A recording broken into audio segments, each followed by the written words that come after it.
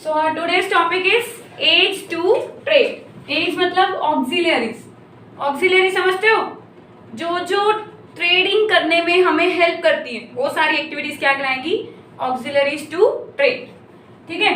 अब auxiliary to trade business में क्या क्या है, ट्रेडिंग करने में हमें क्या क्या हेल्प करता है, ध्यान से सुनना. जब आप ट्रेडिंग कर रहे हो उसके लिए आपको क्या चाहिए? पैसा चाहिए. तो पैसा आपके बिजनेस में लाने में कौन हेल्प कर रहा है? आपकी बैंक. तो पहली एक्टिविटी हो गई हमारी बैंकिंग. ठीक है. बैंकिंग क्या है? एक ऐसी एक्टिविटी है जिसके अंदर हम फंड्स रेज करते हैं. किसके लिए? मशीनरी परचेज करने के लिए बिजनेस में, एसेट्स परचेज करने के लिए, land and building, plant and machinery, बहुत कुछ परचेजिंग करने के लिए पैसा चाहिए होता है. और वो पैसा अगर आपके पास नहीं है तो आप बिजनेस नहीं चला सकते हैं ना. तो बैंकिंग जो है वो पैसा हमें लेंड करता है, ऐसा कह लो कि या तो लोन की फॉर्म में दे देता है और प्रोवाइड कर देता है किसी तरीके से पैसा. तो हमें क्या करता है? बैंकिंग हेल्प करता है. तो बैंकिंग के बारे में पहले बता देना. एक इंस्टीट्यूशन होता है, फाइनेंशियल इंस्टीट्यूशन, जो क्या करता है? डिपॉजिट्स एक्सेप्ट करता है. जब हम पैसा डिपॉजिट करा के आते हैं उसके बदले में हमें इंटरेस्ट देते हैं. और कभी हमें लोन की रिक्वायरमेंट है तो हमें मनी भी लेंड करके देता है, लोन देता है और उसके बदले में इंटरेस्ट लेता है. ठीक है. तो फिर उसके बाद फर्स्ट पॉइंट बैंकिंग का मीनिंग बताने के बाद सेकेंड पॉइंट में आप बताएंगे कि बैंकिंग जो है बिजनेस के अंदर एज टू ट्रेड में क्यों आता है. क्योंकि इसके अंदर पैसे की जरूरत होती है और वो पैसा हम किससे लेंड करवा लेते हैं? बैंक से. तो ये एक तरह की हेल्प भी कर रहा है हमें. ठीक है. नेक्स्ट है बेटा ट्रांसपोर्टेशन. अब मेरी बात सुनना. अब मैं मुस्कान सपोज टू बी बॉम्बे में एक इंडस्ट्री लगा के बैठी हूँ. हाँ. और मैंने बहुत सारी गुड्स बल्क में परचेज कर रखी हैं. और बल्क में समझते हो, बल्क में प्रोडक्शन करी है बहुत सारी गुड्स की, करोड़ों में. अब वो जो गुड्स हैं सारे इंडिया के अंदर सेल होनी है, दिल्ली में, लुधियाना में, सिरसा में, हर जगह पे. ठीक है. तो अब जो है बॉम्बे के अंदर इंडस्ट्री बेचनी हर जगह पे है तो पहुंचानी तो पड़ेंगी ना. प्लेस यूटिलिटी बोलते हैं हम इसको. क्या बोलते हैं? प्लेस यूटिलिटी, जगह का हक लेना. तो जहां पे जो गुड्स अवेलेबल करवानी है जिस प्लेस पे, वो करानी पड़ेगी ना मुझे.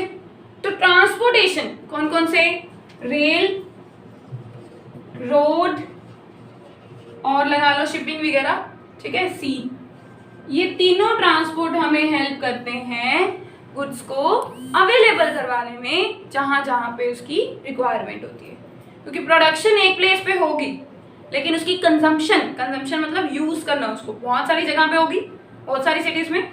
तो वो किसके थ्रू होता है? ट्रांसपोर्टेशन के थ्रू. क्लियर. इसके बाद नेक्स्ट ऑक्सिलरी टू ट्रेड में आप डाल सकते हैं एडवर्टाइजिंग. अब मेरी बात सुनना.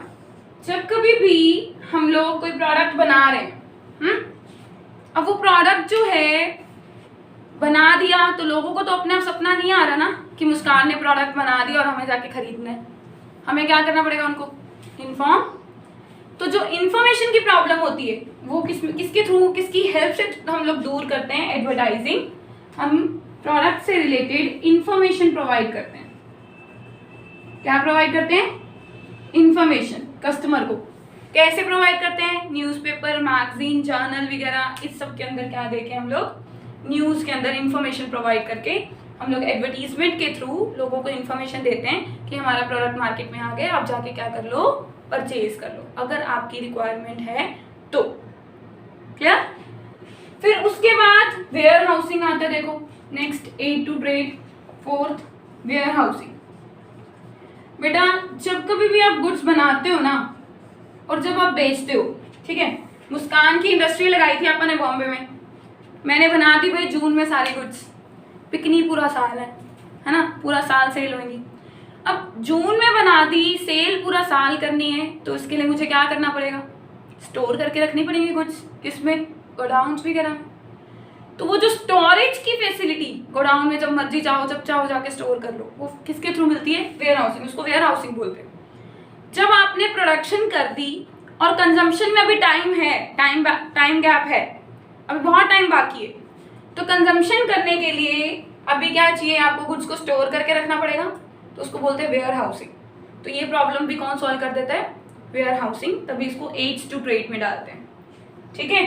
नेक्स्ट है इंश्योरेंस. इंश्योरेंस क्या होता है बेटा, सुनना। इंश्योरेंस का मतलब होता है कि गुड्स को प्रोटेक्शन प्रोवाइड करना। क्या करना? प्रोटेक्शन। अब गुड्स जो है अगर शिप से जा रही हैं तो उसमें बेटा ऑब्वियसली जब शिप से जाएंगी तो उसके अंदर क्या होगा, डूबने का डर है, कोई चोरी ना कर ले, कुछ खराब ना हो जाए, बहुत डर है ना। सिर्फ गुड्स का ही नहीं, एम्प्लॉयज़ का प्रोटेक्शन। एम्प्लॉयज़ की प्रोटेक्शन कैसे? एम्प्लॉयज़ काम कर रहे हैं, कौन सी सबसे टिपिकल मशीनरी पे काम कर रहे हैं, तो उस चीज़ की उनको प्रोटेक्शन देना। क्या प्रोटेक्शन? कि अगर उनको कुछ नुकसान हो जाता है तो फिर उनकी भरपाई करनी पड़ेगी ना हमें, तो हम उनको इंश्योरेंस करा देते हैं। इंश्योरेंस में क्या होता है, दो पार्टीज होती हैं, एक होता है इंश्योरर, दूसरा होता है इंश्योर्ड। इंश्योरर जो कंपनी इंश्योरेंस करती है, इंश्योर्ड जिसका इंश्योरेंस किया जाता है। ठीक है। अब क्या होता है कि जिसने इंश्योरेंस लेना है ना, वो कुछ प्रीमियम भर के अपना रिस्क सामने वाली कंपनी पे ट्रांसफर कर देता है और कहता है कि आप मेरा रिस्क उठाओ, और अगर सपोज टू बी कोई भी मेरे को आने वाले टाइम में नुकसान हो जाता है, जैसे मैं मुस्कान ने अपनी इंडस्ट्री का इंश्योरेंस कराया, उसके अंदर जो गुड्स पड़ी हैं, मैंने फायर इंश्योरेंस कराया कि आग लग गई तो मेरा जितना भी नुकसान होगा मुझे कोई भरपाई कर दे, तो अपना रिस्क कवर करने के लिए मैंने इंश्योरेंस कराया। अब मैंने क्या किया, वो इंश्योरेंस लेने के लिए कुछ ऐसे फ्री में तो करेंगे नहीं, कुछ तो भरना पड़ेगा पैसा वैसा, प्रीमियम भरा, और एक दिन आग लगी तो इंश्योरेंस कंपनी ने जितना नुकसान हुआ वो सारा मुझे भरा, है ना। तो इसको बोलते हैं इंश्योरेंस। तो रिस्क की दिक्कत जितनी भी आती है उसको खत्म करने के लिए हम लोग क्या करवाते हैं, इंश्योरेंस। ठीक है, प्रोटेक्शन प्रोवाइड करने के लिए, चाहे वो गुड्स हैं, चाहे वो सर्विसेज हैं, चाहे वो कुछ भी है, इन सबको हम लोग प्रोटेक्शन प्रोवाइड करने के लिए क्या प्रोवाइड करते हैं, इंश्योरेंस। क्लियर। फिर उसके बाद इंश्योरेंस के बाद है बेटा कम्युनिकेशन। बहुत इजी है, ध्यान से सुनना, यहाँ पे कर रही हूँ। कम्युनिकेशन होता क्या है पहले ये बताओ। कम्युनिकेशन बता सकते हैं कोई? यस, आप में से कोई बता सकता है बेटा? तो बेटा आउटसाइड वर्ल्ड के साथ हमें लिंक बनाना है, बाहर के लोगों के साथ हमें क्या बनाना है, लिंक। तो वो लिंक बनाने के लिए हम किसका यूज करते हैं, टेलीफोन का, मोबाइल फोन यूज करते हैं, बहुत ज़्यादा इंटरनेट यूज कर रहे हैं, पोस्टल सर्विसेज यूज कर रहे हैं। तो आउटसाइड वर्ल्ड से लिंक बनाने में जो दिक्कत आती है उसमें हमें कौन हेल्प कर देता है, कम्युनिकेशन। ठीक है, जैसे टेलीफोन सर्विसेज, पोस्टल सर्विसेज, ये पोस्ट वगैरह करके इससे हमें क्या मिलता है, बेनिफिट मिलता है। क्लियर, इजी है ना।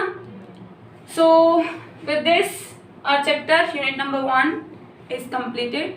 Now you can try case studies, and tomorrow in next video I will give you further case studies of this chapter. Okay, clear? Thank you, have a nice day.